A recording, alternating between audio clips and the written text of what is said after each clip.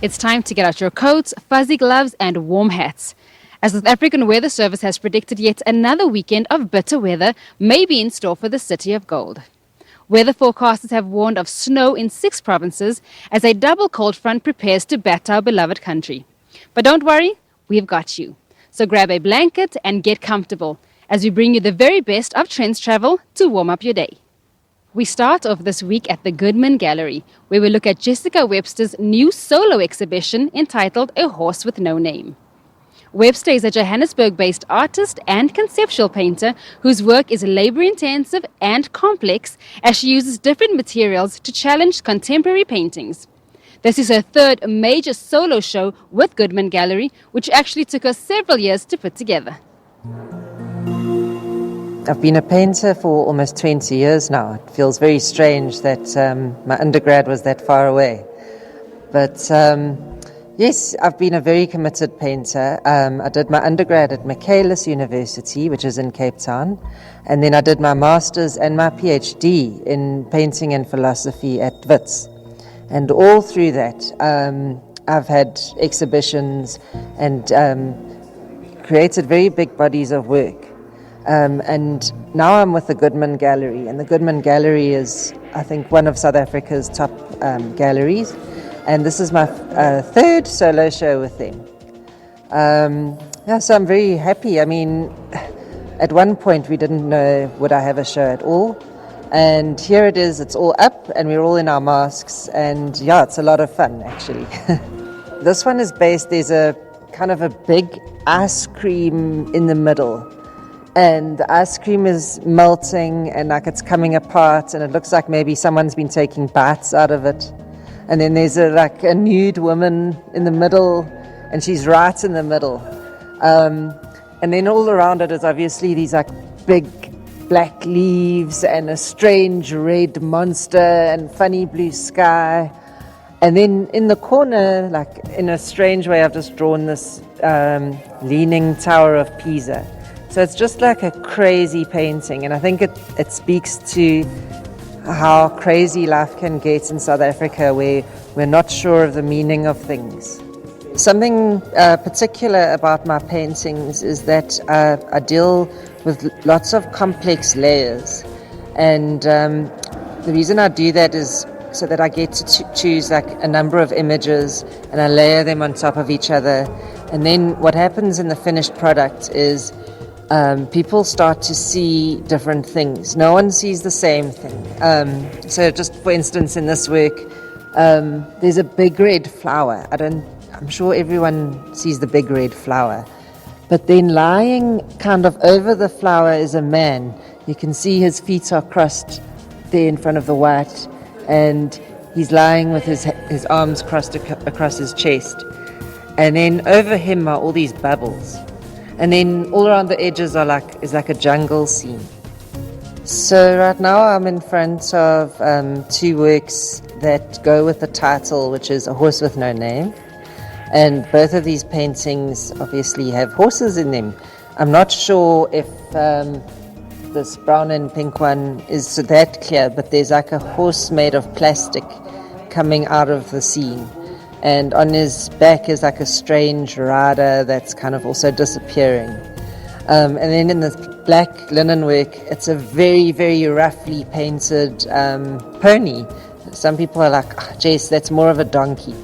But it's got the pink hair. And I think in both of these works, it kind of represents the craziness of this show. So this work, I suppose, talks to a lot of the process of my painting. You can see like I painted these legs. There was a swimmer there, and then can you see the legs are like behind that white feathers, and the legs are kind of kicking as if they're swimming into the darkness. And actually I was painting a person there, and then I thought, well, I like the legs. And there was a whole other funny image like in the middle of the work, and I was like, make this work soft and black. And then I found this image of this beautiful creature that has like a big frond. It's actually a type of worm, and this is like the feathers that come out. And I thought, I'm going to paint that over. And it's quite an abstract work, but you can see there's kind of feathery things, and it's soft, and it's like darkness, and a lot of pink tones. And it's a very romantic work, and at the same time strange. My work has tended to be quite dark, quite mournful, and addressing quite sad things. And this show I decided to challenge myself and have fun and have some humor. So this gold painting really encapsulates that for me. There's a funny creature right in the middle, and you just see his eye. And then he kind of melts into this gold landscape with water and with clouds, greeny clouds, and these black vines, and just the way he's creeping forward with a little foot. It's a fun painting, and it's also very pretty to me. There's something classic about the work, but it's also hilarious.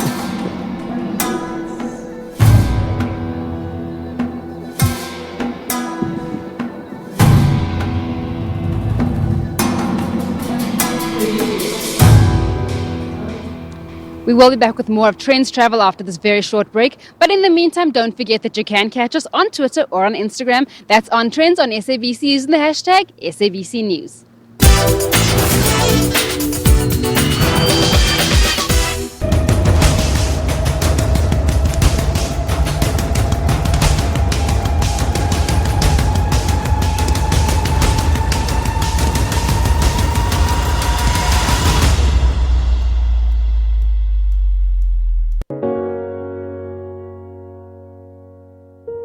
The fact that I will not go home and be 100% sure that I am safe is a problem to me. The fact that I sit with two of my friends and two of us have been raped is a big problem. Me speaking here is not a problem. At what point do things turn from you seeing me as the queen that I am to a doormat? This is a fight that we need to fight every single day. And it's probably going to be a fight that we have for the rest of our lives.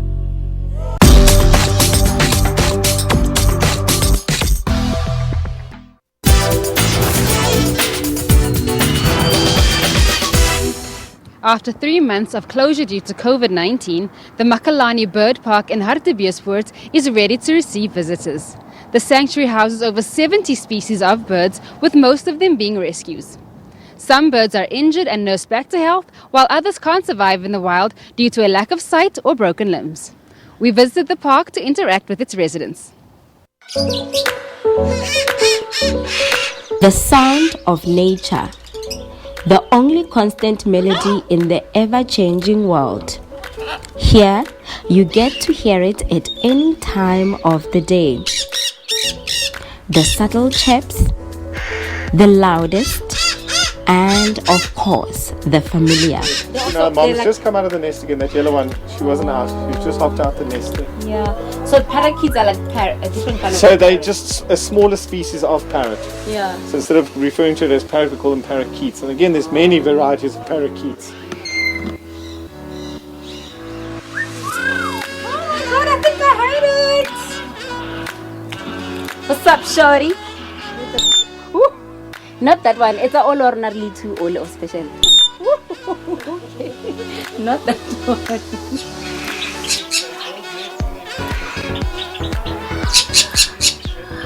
Is this the one that was whistling? This is the one that was whistling it. Oh, it's the one that was whistling. Oh, wee wee. You're saying you're pretty. Pew pew. Thanks.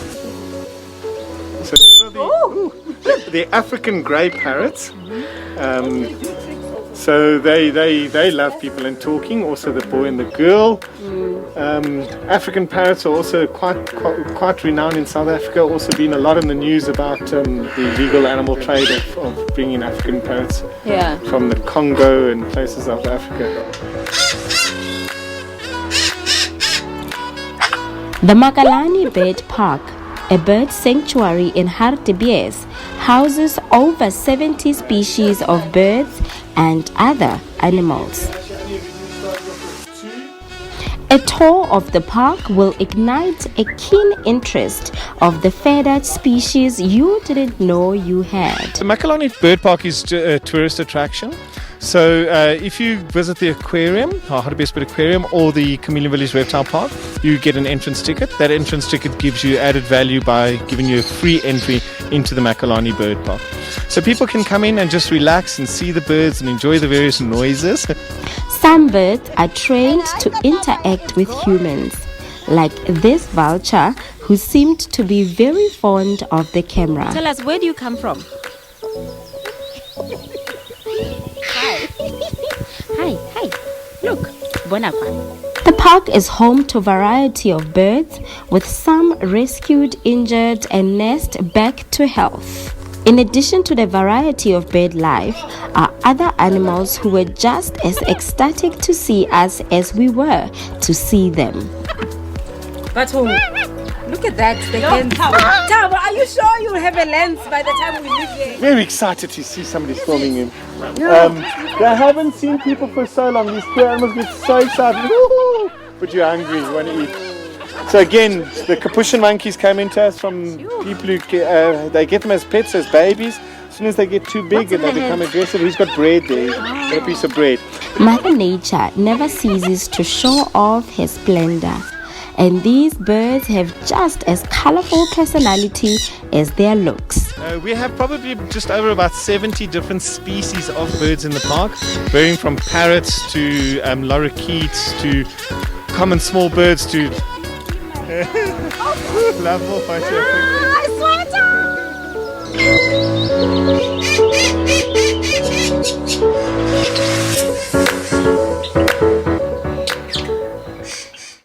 Salons are finally open for business, so we took this opportunity to test the waters for you.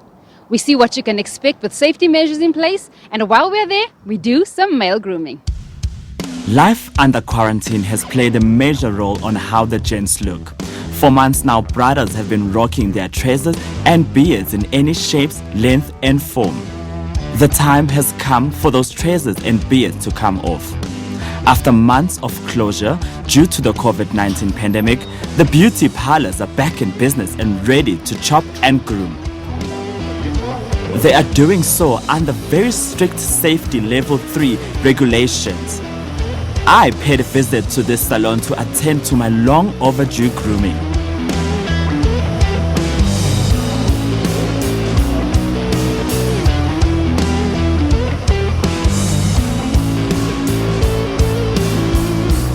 Once the safety measures are out of the way, you are then taken to your station to avoid any interaction with other customers. And so it begins.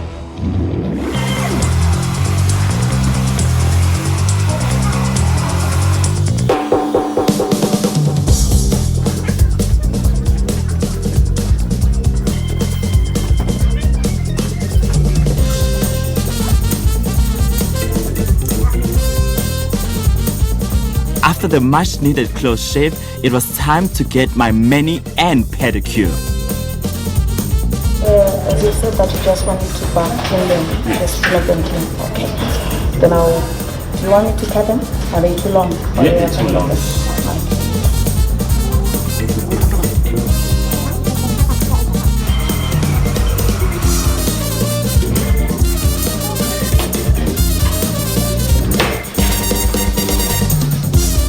What we are doing now, this is called power padding. You do the nail prep, you cut the nails, you shape them, you clean them, remove the dead skin, then you exfoliate. Afterwards, you scrub, then you massage. The feeling of a fresh cut and shave is unmatched. Yes, the beards are off, But gents, let's keep those masks on at all times, especially in public spaces. As for me, I am ready to rock mine with this look. Coming up after the break, we take you inside South Africa's largest virtual national arts festival. Stay tuned.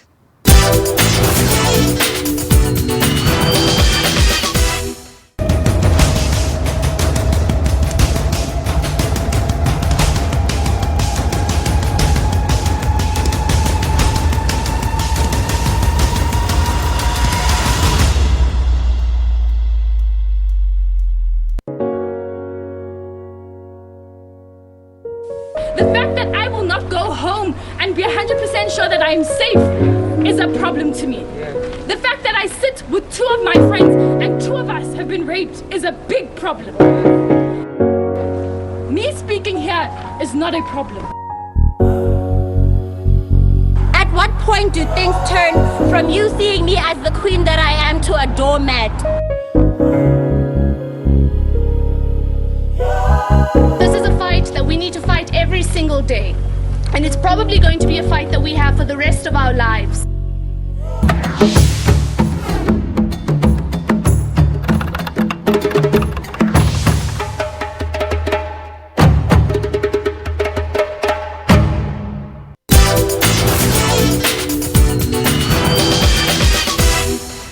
The Virtual National Arts Festival has announced that the impressive lineup of art and entertainment created for the first ever online festival will still be available till July 16th. Audiences will still be able to purchase tickets and passes and enjoy shows they might have missed. It is also hoped that a whole new audience will log on to take the incredible lineup of work available to enjoy.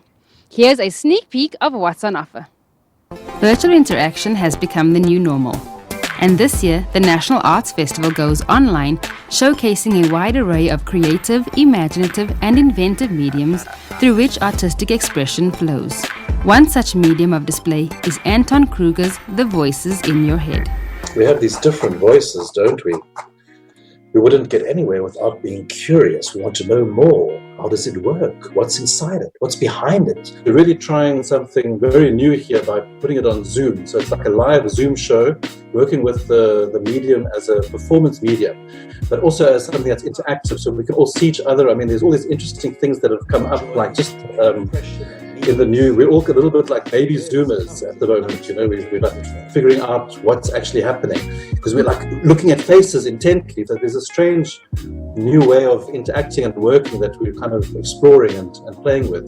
So the show does have few exercises, like a few quite gentle, nothing too hectic, so mindfulness exercises. There's some bits where I'm just performing or talking. The other aspect also is that the audience has got a lot more control. I kind of want to give people a feeling of relief, of like, just to breathe out a little bit, to feel a little bit less stressed. This multi-genre participatory game explores the nature of thinking, expressing, and connecting. It's a playful series of experiments around what it means to be actor and audience within the shared space of Zoom. Each audience is restricted to only 11 people who must be prepared to have their cameras and microphones on and be willing to play. Pride, jealousy, lust, hurt. That Zoom grid is a grid of faces that you can still see. So it's kind of about being able to see everybody and connect with them and to see who's there. Everybody who joins the show, they have to agree to have their camera on and their microphone available. So there's not going to be anybody who's voyeuring, or it's not going to be streamed live for people that are not there. Even though screening through an online portal, one can still expect more traditional artworks like this theatre piece, A Howl in Makanda. Of the population who were born with the ability to detect injustice. We are not ordinary. We understand that no matter what level of intelligence one is, we all question love. Shortlisted for the CASA Award for Women-Identified Playwrights in 2018, this semi-autobiographical work is about two black and two white South African teenage schoolgirls. The play catalogues the struggle and resistance of girlhood and makes visible the normalization of the criminalizing of black bodies. It explores the themes of racism and sexism, peer pressure, religion, family, loyalty, freedom, and identity. Another artistic medium and form of expression is film. Showcasing at VNAF the experimental short film To the Girl Inside of Me, tackles the concept of divorce and the effects of divorce on a child. In this film, a girl watches as her parents' marriage falls apart. She tries to call out to them but doesn't have a voice. Frustrated, she escapes into the placemat set out in front of her and finds herself in a botanical world in search of her voice and her independence. My inspiration for To the Little Girl Inside of Me was my own childhood and how I grew up in a divorced family. What I would like people to take from this film is that no matter what your circumstances were growing up, you have the chance to truly become who you are. You don't need to be weighted down by your familial circumstance. What I'd just like to say about our film is that I know that it deals with divorce and that paints parents in quite a difficult light. And we are in no way saying that our parents are bad people, but that their relationship greatly influences a child and greatly impacts a child, no matter what that relationship is. This is the most relatable, most emotional character that I've ever played. And like Lily and I, this character, man, we both face the same problem. So our parents both divorced. I'm also from divorcee parents, and we fought through a lot of challenges, but we overcame the struggle of not receiving love from our parents, the love we're supposed to receive from them, but rather sourcing it from within. Lillian is the mother of the protagonist, who is Lily. She's a stay-at-home mom. She is an artist. She likes painting a lot, and she's more of an introvert. So she expresses her feelings through her artworks. It kind of speaks to the child inside each and every one of us. Maybe we don't necessarily relate in the capacity of divorce, but we relate to the child, who is basically what we're trying to portray. And I think it's that aspect that makes the film relatable to a large audience and is something that people need to watch. So at the end of the day, I kind of just want the emotion and the message of this film to come across, because I think it is so powerful, so honest, and truly reflective of the effects of divorce on a child.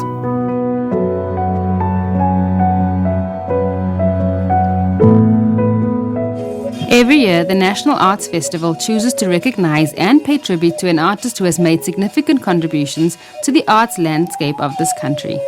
This year, the recipient of the accolade of featured artist is Indigenous musician Madosini Mpaleni, best known as simply Madosini. And as featured artist, she collaborates with Pedro Epsi Sanchez.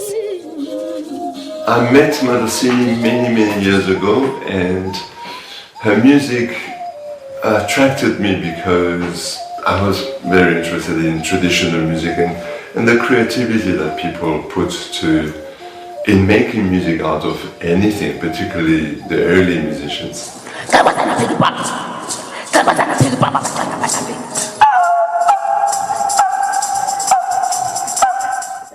Music ondukhalisayo wona ulondi nawo ndiwufundele kwaphaya ndizalelwe khona eMthatha.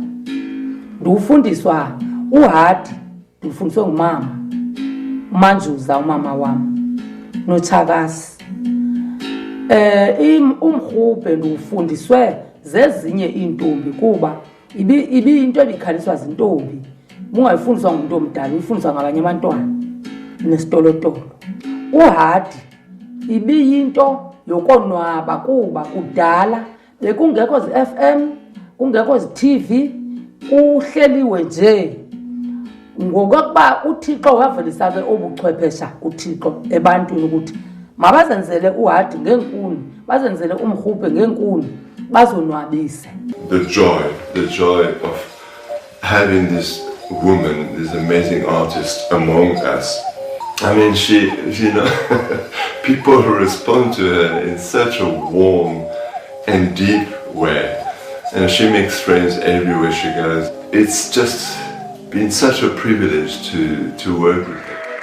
A series of 11 episodes offering glimpses of Madosini performing in varied settings from grand stages to intimate rooms, solo and in conversation with other musicians.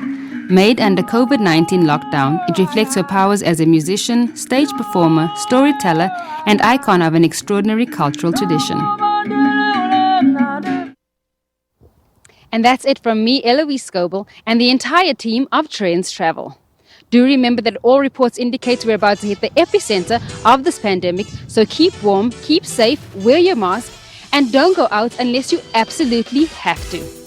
We look forward to seeing you again next week, same time, same place.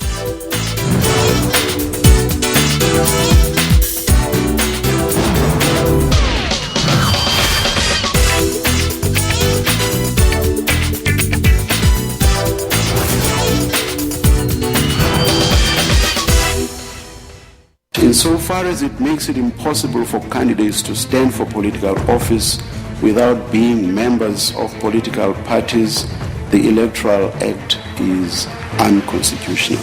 With this judgment, I believe that we are put as South Africans on an equal footing. What was started in 1994, there were pieces that were missing, and we believe that today some of those pieces have been put together. Political parties must actually recognize this as a way of freeing themselves, because some of them got captured in the process. What this means is that Parliament will have to find a mechanism to facilitate the participation by individual candidates in national and provincial elections. As a Commission, we stand ready to work with Parliament